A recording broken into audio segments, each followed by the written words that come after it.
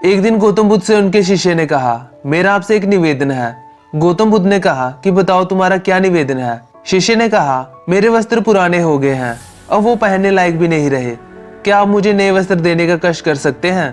गौतम बुद्ध ने अपने शिष्य के वस्त्र देखे, सच में वो बहुत पुराने हो गए थे। इसलिए बुद्ध ने एक अन्य शिष्य को आदेश दिया कि तुम इन्हें नए वस्त्र दिला दो।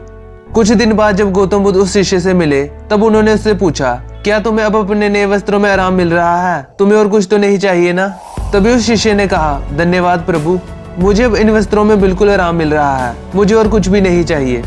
गौतम बुद्ध ने शिष्य से पूछा कि अब जब तुम्हारे पास नए वस्त्र हैं, तुमने अपने पुराने वस्त्रों का क्या किया। शिष्य ने कहा, प्रभु अब मैं उसे ओढ़ने के लिए प्रयोग में ले रहा हूँ। बुद्ध ने कहा कि तुमने अपने पुराने ओढ़ने के लिए जो ओढ़नी रखी थी उसका क्या किया। शिष्य ने कहा, जी मैंने उसे खिड़की पर पर्दे की जगह लगा दिया। गौतम बुद्ध ने फिर से प्रश्न पूछा, तो फिर तुमने पुराने पर्दों का क्या किया, तुमने उसे फेंक दिया। शिष्य ने कहा, जी नहीं, मैंने पुराने पर्दे अभी तक फेंके नहीं हैं, मैंने तो उसके 4 टुकड़े किए और उनका प्रयोग मैं रसोई में गर्म पतीलों को आग से उतारने के लिए करता हूँ। बुद्ध ने पूछा, तो फिर तुमने अपने रसोई के पुराने कपड़ों का क्या किया।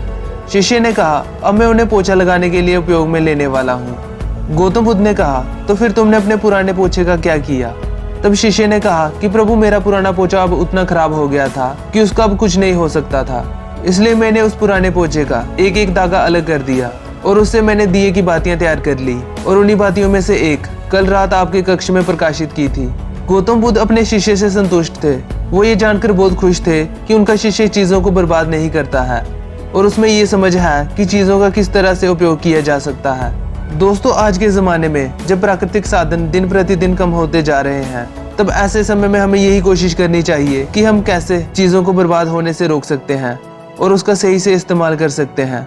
हम सब मिलकर अपने छोटे छोटे प्रयत्नों से और चीज़ों को बर्बाद ना करके इस धरती को बचा सकते हैं।